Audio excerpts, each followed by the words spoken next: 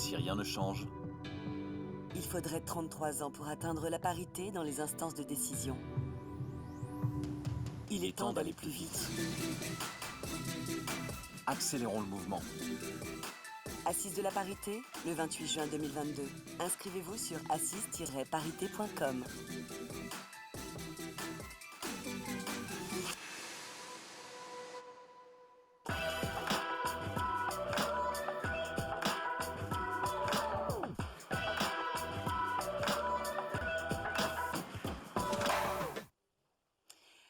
Pour cette deuxième table ronde transformation et nouveaux métiers, allons-nous vers la fin des postes genrés? Un vrai défi que les uns et les autres avaient décidé de relever. Nous accueillons donc Christine Sinapi, directrice des programmes de l'école de commerce de l'ESCA, Arnaud Naudan, qui est président du directoire du cabinet d'audit et de conseil BDO, Sophia Merlot, DRH de BNP Paribas, Laurent Rubichung, vous êtes DRH du groupe Bolloré Logistique, et Caroline Chavanas, DRH de Naval Group.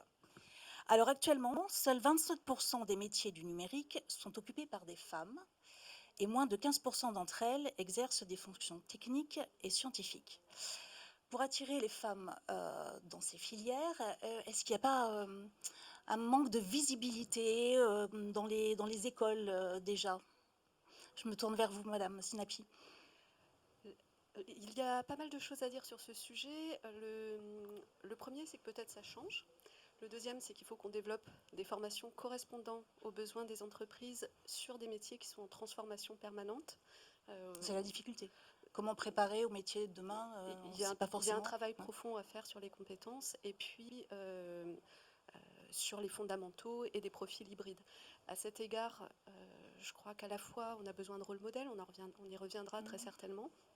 Ce qu'on observe aussi, c'est que le nombre de jeunes filles qui s'orientent vers ces métiers a tendance, en tout cas vers ces formations, à s'accroître. C'est plutôt un bon signe. Nous avons aujourd'hui 5 formations de niveau master qui ont une dimension tech importante, dans laquelle les taux de jeunes filles sont entre 30 et 60%. Donc, ce qui est plutôt encourageant. Maintenant, il faut travailler également sur les mécanismes des stéréotypes et puis sur les compétences elles-mêmes. On y reviendra peut-être. Ouais, alors on y reviendra. Il y a aussi besoin de passerelles entre vos écoles et les entreprises. Les uns et les autres, vous avez mis des choses en place. Monsieur Naudan, je crois que vous avez un partenariat avec Dauphine. Comment ça se passe? Oui, alors effectivement, je pense déjà, vous le disiez, il y a 20%, uniquement 20% de salariés femmes dans la tech, et je pense que c'est 27%. c'est un enjeu qui est majeur de société, parce que ça va nous amener à avoir des biais technologiques qui sont importants. Je donnerai l'exemple de l'IA de Google qui était entraînée sur des bases de données non paritaires et qui finalement a amené à recommander des salaires inférieurs de 25% pour des femmes parce qu'il était entraîné d'une mauvaise façon. Donc il y a vraiment un enjeu de représentativité des femmes dans la tech. Alors nous, effectivement, on a fait, vous le disiez, un partenariat avec Dauphine, alors peut-être demain avec l'ESCA, mais pour communiquer sur nos métiers, rendre visibles nos métiers. Nos métiers sont en train de se transformer et prennent une dimension digitale qui est extrêmement importante. Je suis intervenu devant un des masters en audit technologique assez récemment. J'étais quand même assez frappé de voir que j'avais devant moi une population qui était à 80% composée d'hommes. Donc je pense qu'il y a un enjeu pour travailler en amont. Nous, entreprises, avons beaucoup de choses à faire pour rendre nos entreprises plus paritaires. Mais il y a effectivement un travail à faire entre les entreprises et les écoles pour rendre ces métiers visibles. Nous, on essaie d'accompagner des femmes entrepreneurs. Il a aussi été démontré qu'on a moins de chances de lever des fonds quand on est une femme que quand on est un homme. Donc il y a cet enjeu d'avoir des rôles modèles, de montrer des femmes dans ces métiers qui ont réussi et de travailler conjointement entre les entreprises et les écoles pour féminiser ces métiers de la tech. Madame Merlot, vous avez aussi, vous, des partenariats avec des écoles. Vous pouvez nous en parler un peu, comment ça s'organise? Oui, alors effectivement, donc dans la banque, on cherche aussi des gens dans la tech. Alors on arrive déjà à 32% dans notre IT, donc on se dit qu'on veut aller encore plus loin. Vous faites partie des bons élèves. En fait, on a regardé où on en était, puis on s'est dit qu'effectivement, on n'était pas si mal, mais on veut continuer de progresser. Donc pour ça, on a effectivement beaucoup de choses, soit sur le court terme, soit sur le moyen terme. Le court terme, bien sûr, avec les universités et les grandes écoles, hein, pour avoir des jeunes filles ingénieurs. Donc là, on y travaille, je dirais, assez vivement. Ensuite, on a d'autres actions parce qu'on croit aussi beaucoup aux associations. Donc on a des partenariats, là, on vient de signer un partenariat avec 50 Tech qui ne source que des femmes dans l'IT pour justement accroître le fait d'aller recruter des femmes dans l'IT. Et on travaille aussi plutôt sur le moyen terme avec des associations. On vient de sortir un collectif pendant Vivatech qui s'est passé il y a 15 jours avec Simplon, Bicomtech et Digital Ladies and Allies pour justement que ces jeunes étudiantes aient toute la force nécessaire pour en convaincre d'autres à venir faire ce type d'école, parce que justement on en a besoin. Donc c'est comment est-ce qu'on est en coalition pour avoir plus d'impact. Et puis après il y a en interne, parce que finalement on peut aussi sourcer en interne. Et là-dessus on a créé une Digital Data Agile Academy il y a maintenant 3 ans. Au début, on avait à peu près 28% de femmes qui suivaient ces cours. Aujourd'hui, on en a 43%. Et en fait, on les forme en upskilling ou reskilling sur des formations, je dirais, de la data, de l'IT, soit sur 3 mois, soit sur 18 mois. Et on a affaire avec des Open Classroom ou Coursera qui sont nos providers là-dessus. Voilà, donc c'est une palette. Je veux dire, on ne va pas se contenter de faire juste avec les universités. On va prendre une palette la plus large possible pour mettre un peu toutes les chances de notre côté. Monsieur Robichon, chez vous, chez Bolloré, vous avez aussi mis en place de la formation interne. On a parlé tout à l'heure d'Open Classroom. C'est un peu la même chose. Vous pouvez nous expliquer un petit peu comment ça se déroule? Oui, alors c'est toujours passionnant. Alors, je voulais juste rectifier mon titre. En toute humilité, je ne suis que directeur du développement RH du groupe Bolloré. Autant pour moi. Excusez-moi, non, pas de problème. Donc effectivement, c'est toujours intéressant d'échanger parce qu'on se rend compte qu'on a des approches qui peuvent être assez comparables et ça souligne la dynamique qui est à l'œuvre là sur ces sujets. Je rejoins tout à fait Madame sur le fait qu'il faut probablement se positionner sur tout un tas d'actions relativement diverses. Peut-être un des traits caractéristiques du groupe Bolloré, c'est sa dimension très internationale en fait. Donc on est présent dans 130 pays, on a 3/4 de nos effectifs à l'international et quand je dis international, c'est grand international notamment. Et alors évidemment, ça rend le sujet complexe parce qu'il faut être capable de déployer des politiques qui soient applicables à tous les contextes locaux, diversité de la législation aussi dans les pays dans lesquels nous sommes présents.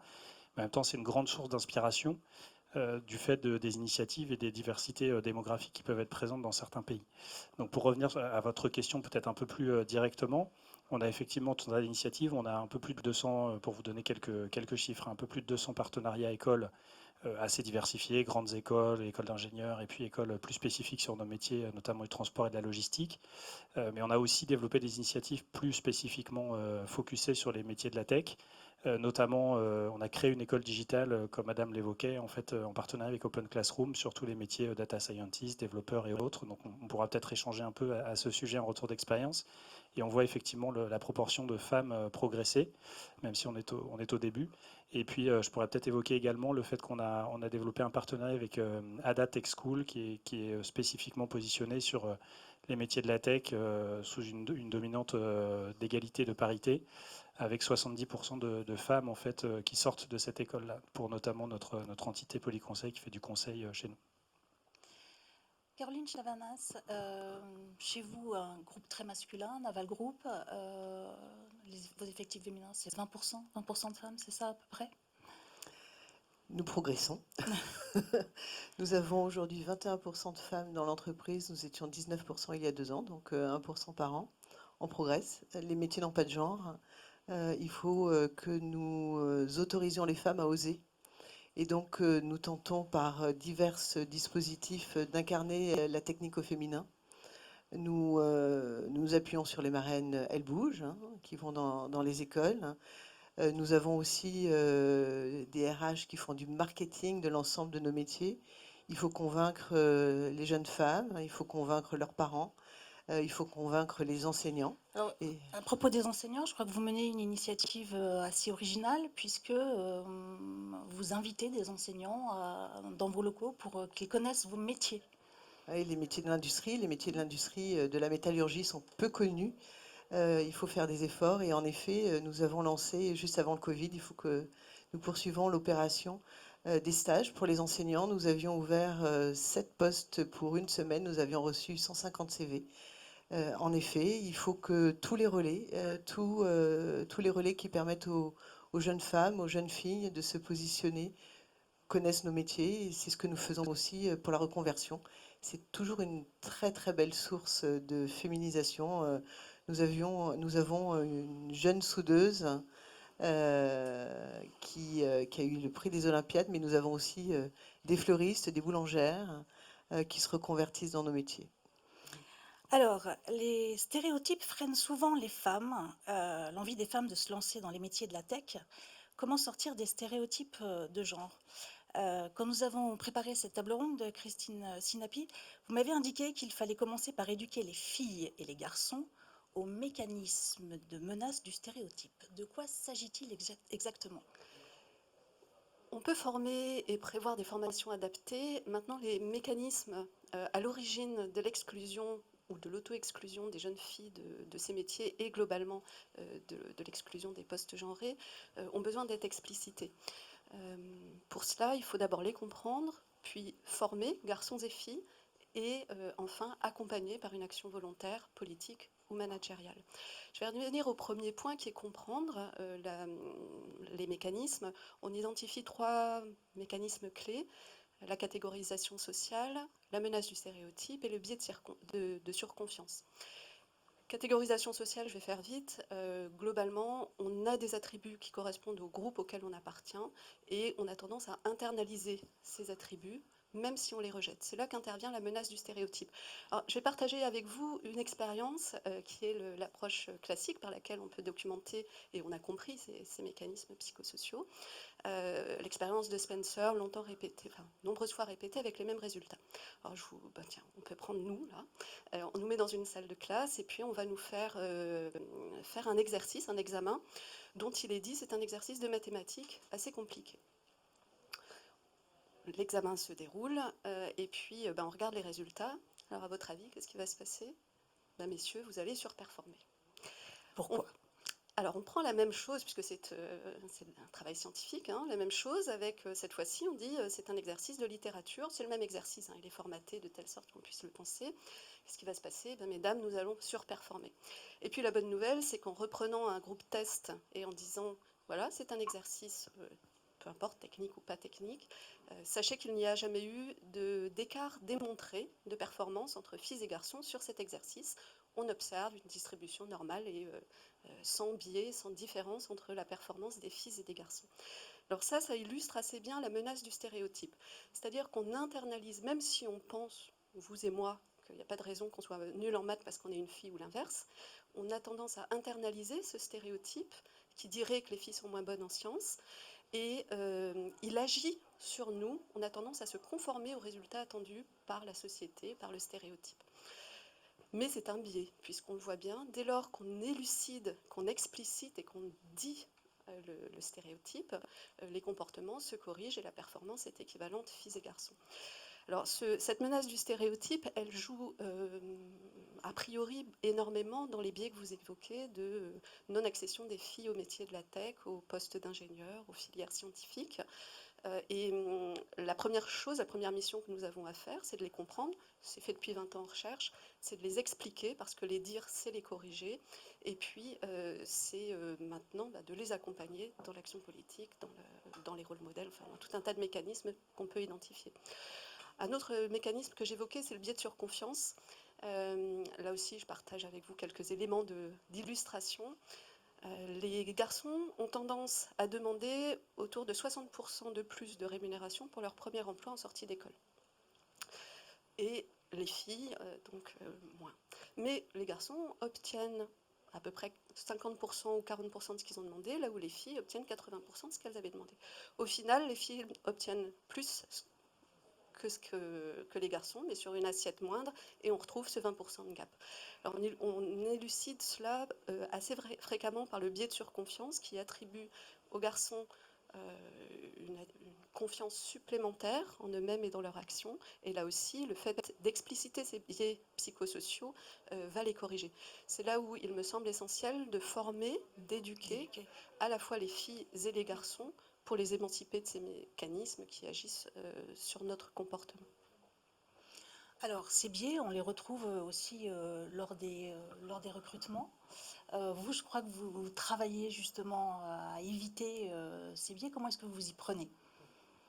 Oui, alors je dirais, je pense que la première étape, c'est de reconnaître qu'il y a des stéréotypes et des biais. Donc, j'étais d'accord sur l'aspect de formation dans l'entreprise, est absolument fondamental. Donc, déjà, faire reconnaître que des biais existent et communiquer avec ses collaborateurs pour pouvoir lutter. Donc, notamment dans les recrutements, de former nos recruteurs à reconnaître ces biais et à être capable de les éviter.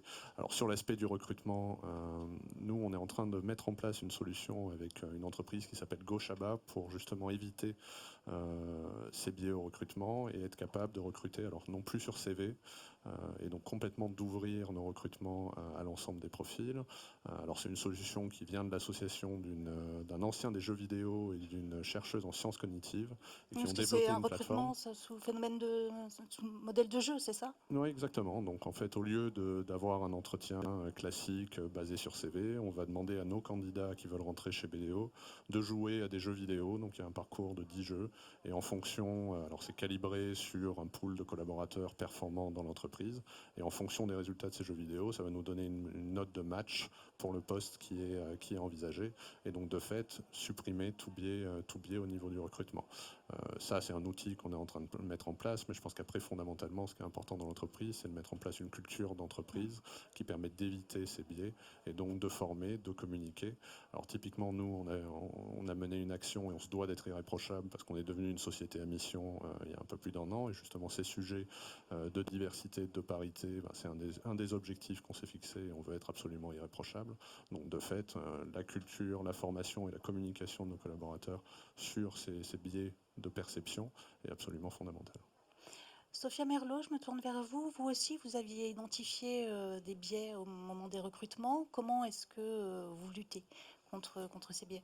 Alors, très concrètement, en fait, d'abord, les sujets de diversité, c'est vrai qu'on les porte depuis maintenant 2004, donc c'est des choses qu'on a testées, qu'on a continué d'améliorer. Effectivement, tous nos managers recruteurs, tous nos recruteurs sont formés au biais, mais aussi les managers en interne. Comment on les forme justement aux Alors, il y a biais? des formations qui existent et surtout, on est passé aussi à ce qu'on appelle l'entretien structuré. Alors, on n'est pas passé encore aux jeux vidéo, mais je vais regarder ça.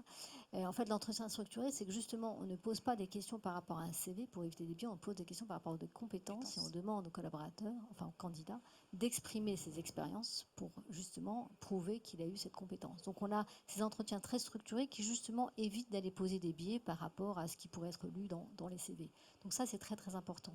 Après, il y a deux autres choses que je voudrais aussi mentionner, c'est qu'il faut, parce que ce qui concerne la tech, puisque là on est sur la tech, c'est faire en sorte qu'aussi en interne, donc on a ce qu'on appelle les semaines de la diversité qu'on fait à travers le monde, puisqu'on est aussi présent dans 65 pays, mais tout le monde s'allie à ce moment-là. Et dans cette semaine-là, il y a un jour qui est consacré justement en France, on prend Digital Ladies Analyze, d'avoir des femmes qui viennent avec leurs filles ou des amis de leurs filles, venir une journée pour faire du codage ou pour faire autre chose et pour voir aussi des rôles modèles qu'on a chez nous pour finalement assez tôt se rendre compte que voilà, on défait certains biais, pour revenir à ce que vous disiez, madame. Et puis le dernier point qui est important aussi, c'est tout ce qui est intelligence artificielle, qui pour moi est un élément, et vous l'avez cité tout à l'heure, qui peut entraîner des biais. Donc là, on a nous travaillé avec le Women's Forum, dont on est un partenaire important, et on a mis en place avec d'autres entreprises, c'est toujours important de s'allier avec d'autres pour avoir des bonnes idées, une charte qu'on a appliquée en interne à toutes nos équipes qui font des algorithmes, dans lesquels on indique d'abord qu'ils doivent être formés au biais, qu'ensuite on a des points de contrôle systématiques sur les algorithmes qui sortent pour être sûr que malgré tout, même si on est formé, on sait qu'on peut être formé, mais malgré tout les biais sont quand même là inconsciemment. C'est donc on met des points de contrôle pour s'assurer que nos algorithmes ne sont pas sujets à des biais avant qu'ils ne soient disponibles.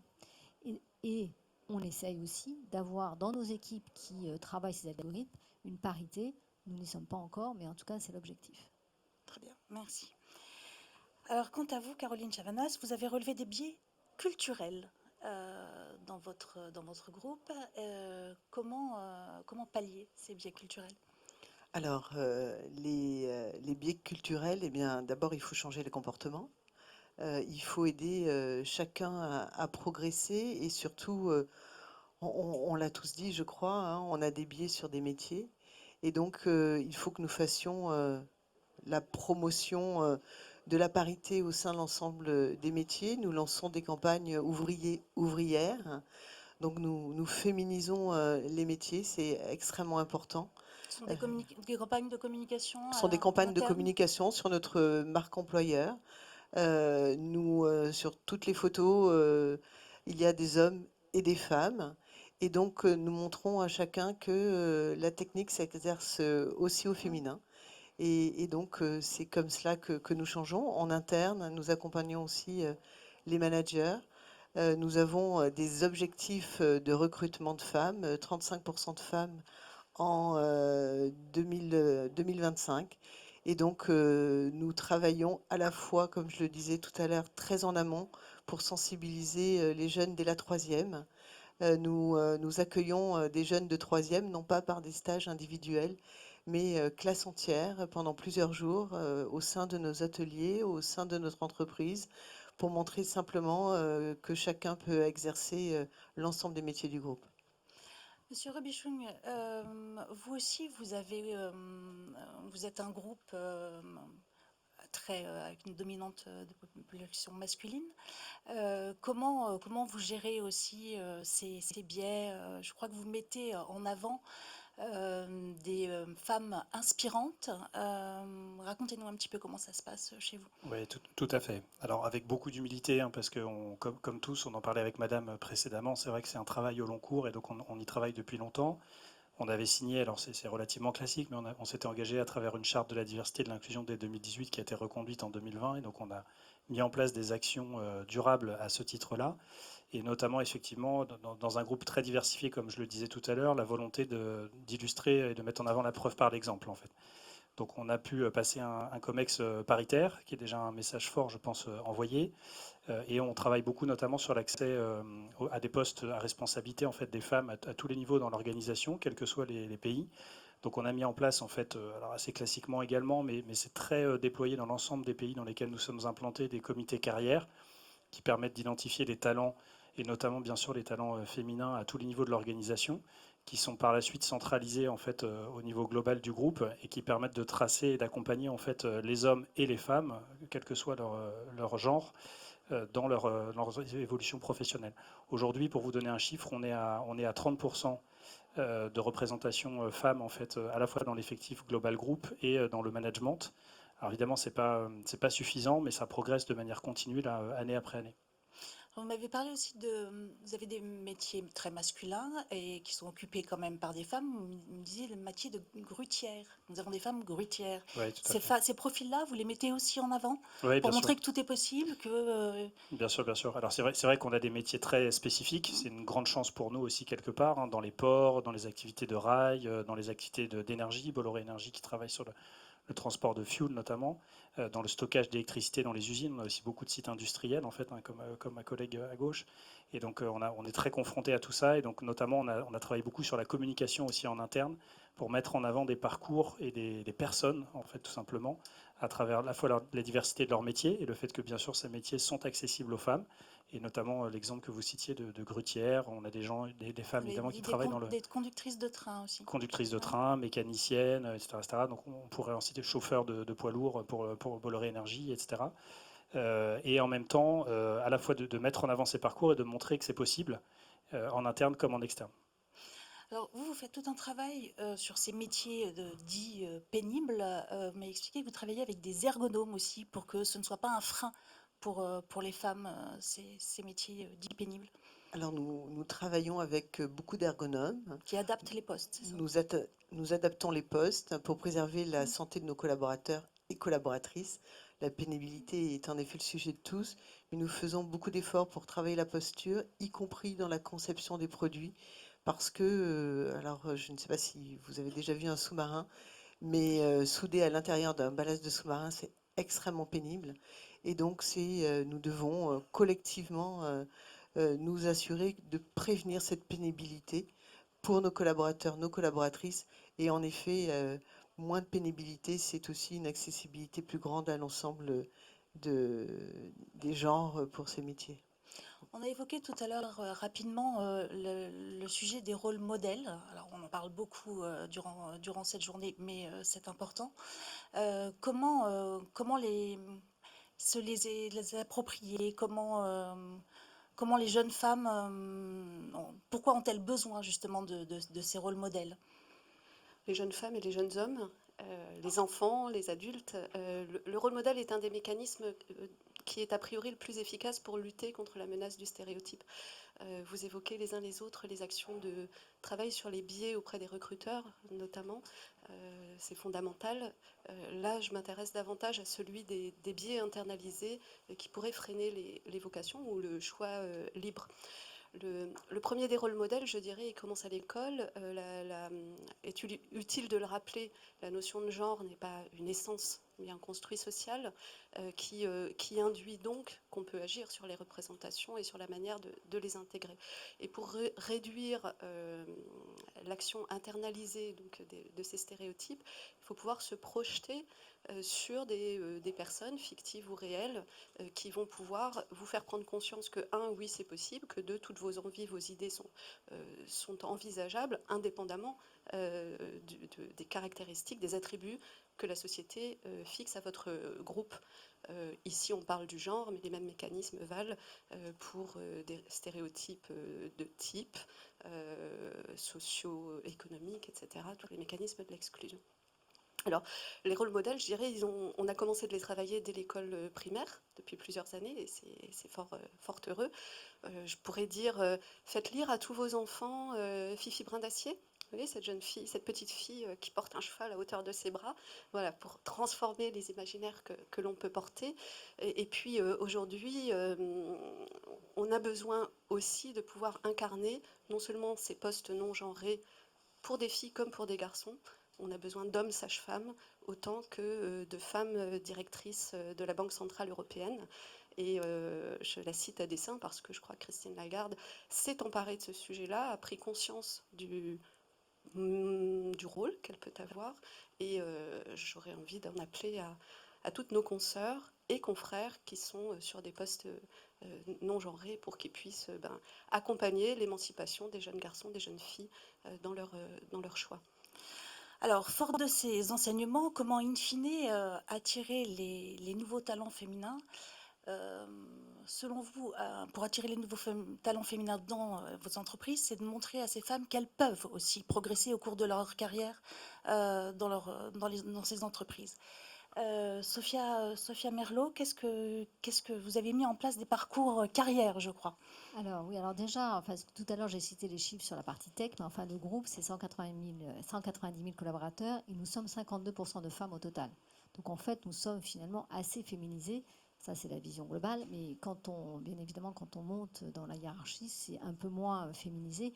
Et donc effectivement on a mis en place depuis maintenant plus de 10 ans, et là je vais dire grâce à la volonté d'abord de notre directeur général, parce qu'il faut quand même avoir une volonté forte managériale pour fixer des objectifs. Donc, à l'année dernière, nous sommes à 30% de femmes dans le comité exécutif, dans le G100 et dans les 3000 postes seniors, mais aussi plus de 50% de femmes dans les talents, parce que c'est ça qui est important, et avec des processus où on s'assure qu'à chaque fois qu'il y a une succession, il y a systématiquement hommes et femmes, c'est par les compétences. Et quand aujourd'hui certains se disent, parce qu'on s'est donné un objectif d'être à 40% en 2025 dans tous nos postes managériaux, certains se disent, mais alors, moi, je suis homme, qu'est-ce qu'il advient? Et là, on dit, mais en fait, tout ce qu'on demande, simplement, c'est qu'on promeut 50% d'hommes et 50% de femmes. Donc, nous restons toujours dans une parité de promotion, mais il faut quand même que les femmes progressent. Et ça, c'est l'enjeu de tous, avec une dimension, je dirais, managériale forte, et souvent de casser des biais et de faire que certaines femmes osent aussi prendre des postes, parce qu'effectivement, il y a parfois ce biais, je dirais, de résistance à prendre des postes. Caroline Chavanas, vous nous dites aussi que comme il y a peu de femmes dans les écoles d'ingénieurs, il va falloir aussi aller chercher ces femmes ailleurs que dans les viviers habituels. Où est-ce que vous allez chercher, vous, ces femmes? Alors, dans l'ingénierie, il y a environ 28% de femmes. Dans les sciences du vivant, il y en a davantage. Donc nous avons l'habitude, nous sommes dans une entreprise de transmission de savoir, nous existons depuis 400 ans, hein, donc nous avons l'habitude d'accompagner nos collaborateurs. Donc nous allons devoir aller chercher aussi dans les sciences du vivant et accompagner nos nouvelles collaboratrices dans nos métiers très techniques. et puis montrer aux femmes que c'est possible. Nous sommes 21% de femmes dans le groupe, 23% de femmes dans les comités de direction.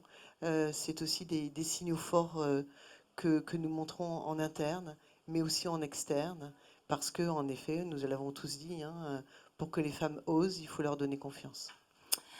Eh bien, j'espère que ces différents témoignages et échanges de bonnes pratiques seront utiles aux personnes dans la salle comme en ligne. Nous arrivons maintenant au terme de cette table ronde. Le mot de la fin, Monsieur Naudan, vous nous avez dit aussi qu'une des façons de faire progresser, d'attirer les femmes, c'était l'équilibre, d'arriver à un équilibre vie privée, vie perso. Ça, c'est quelque chose que vous développez aussi chez vous? Oui, on essaie d'avancer beaucoup là-dessus. Nous, comme c'était dit par Madame Merlot, on a 60% de femmes dans le groupe, donc on est plutôt bon. Notre sujet, c'est de les faire évoluer à des postes à responsabilité. C'est vrai que quand on monte dans la hiérarchie, on a plus de difficultés. Donc globalement, on essaie de mettre en place une culture d'entreprise et un environnement de travail qui soit propice à tous, alors pas uniquement les femmes, mais également les hommes, mais qu'on puisse donner à chacun la possibilité d'évoluer. On est en train de mettre en place des programmes pour animer la communauté de femmes au sein de BDO. Moi, je souhaite aussi avec les RH que on ait des succession plans avec systématiquement un homme, une femme, que quand je fais une promotion interne, on me propose toujours une candidature d'un homme et d'une femme. Et je pense que c'est réellement, quand on aura cette culture, vraiment le ton of the top, et il était dit, ça vient du directeur général, ça vient du COMEX. À partir du moment où on insuffle une culture qui est paritaire et où on promeut ce type de comportement, là, je pense qu'on mènera des actions. Et même si beaucoup a été fait, les entreprises ont quand même largement accéléré sur les sujets de parité. On est quand même dans une actualité récente qui démontre que des acquis ou des droits fondamentaux qu'on estimait, qu'on ne pourrait pas retourner en arrière, on voit qu'on peut très vite, hélas, faire un retour en arrière. Donc je pense qu'il faut être vigilant et continuer d'investir et de s'engager sur ces sujets. Merci à tous en tout cas pour votre participation.